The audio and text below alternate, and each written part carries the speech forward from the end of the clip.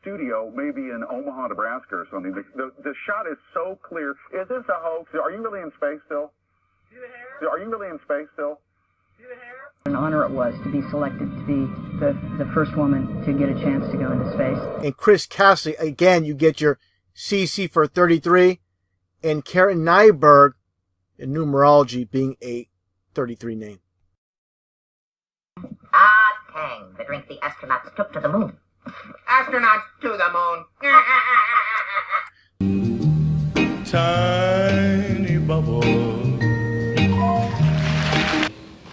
The things that occurred on and about the moon. And with the intent of pointing out some of the things that we observed, looking at them here from the surface of Earth. From the surface of Earth. The flight, as you know, started promptly into Earth orbit and on a trajectory to the moon. Our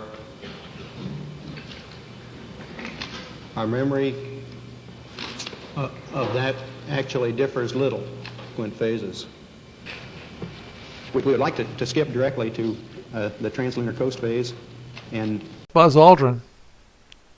We should go boldly where man has not gone before. Of Mars, there's a monolith there, a very unusual structure on this little potato-shaped object that goes around Mars once in 7 hours. When people find out about that, they're going to say, who put that there? Who put that there? Well, the universe put it there. If you choose, God put it there. The back of your eye and exciting those sensors in the back of your eye. So that's what you see. And they got high enough apparently to close it. My guess is in Earth orbit, if you closed your eyes and just paid attention, that you would see them. It's 70 degrees.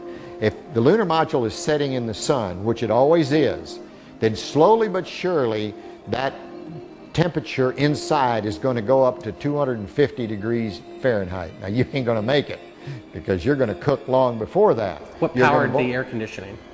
What powered the air? Batteries. You had a number of big batteries in the lunar module. They powered pumps, they powered the air conditioning, they powered the communication system, and that's the reason we were only able to stay on the moon 33 hours. The Soviet Union has launched a second Earth satellite. I guess the American people are alarmed that a foreign country, especially an enemy country, can do this, and we fear this. Man had his first great success in space when the Russians pushed a man across the threshold. He was Yuri Gagarin, the astronaut the Russians lionized as the first to orbit the Earth. It was the propaganda coup of the year. Not because they are easy, but because they are hard. I don't care what you say. I went to the moon and back, and everyone that's a scientist knows it. Now, if you want to not believe it, it's okay, you know?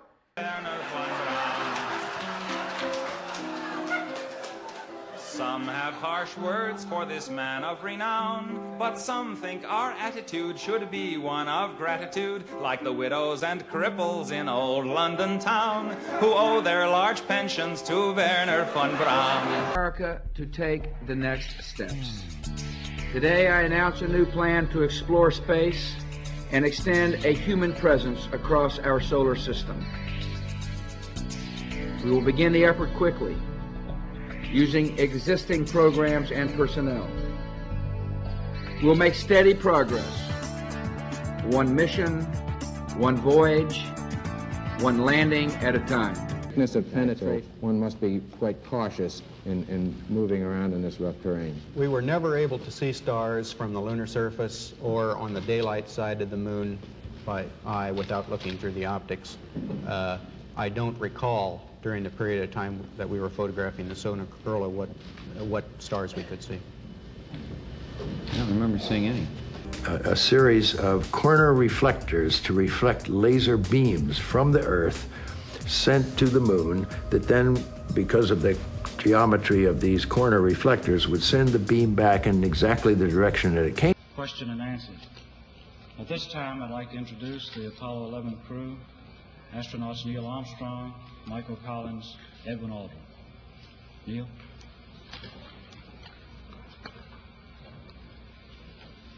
It was our pleasure to have participated in one great adventure.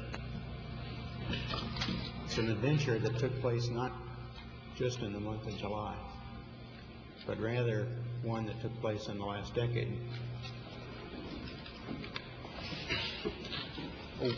We all here and the people listening in today had the opportunity to share that adventure, things that occurred on and about the moon. We will use a number of films and slides which most of you have already seen, and with the intent of pointing out some of the things that we observed on the spot, which may not be obvious to those of you who are looking at them here from the surface of Earth. Landing gear are at the top, and you can see the probes which indicate lunar contact as thin wires extending upward from the landing gear. We entered the LEM for the landing maneuver.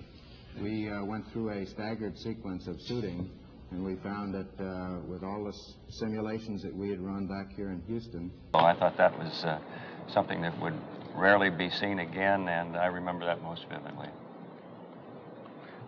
I think for me the most memorable time may not have been one that the happening I was most aware of. Long and fragile daisy chain of events, and I can remember being in the mobile quarantine facility, the little house trailer aboard the aircraft carrier after we landed in the Pacific, and thinking, gee, none of them did. None of those little links broke, and to me that was the amazing part, that everything worked.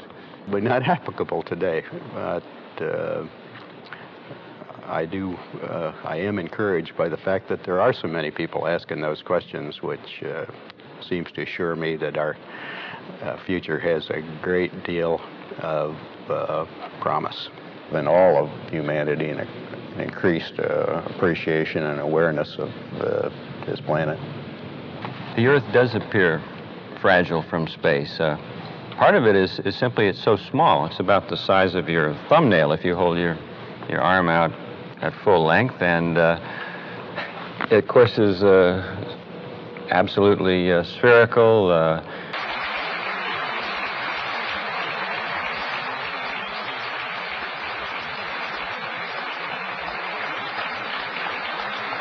Carrying on a rapid-fire conversation with the computer at that point, but I think we really have to give the credit to the control center in this case. They were the people that really... What your feelings are, is that perhaps the most difficult part of the mission?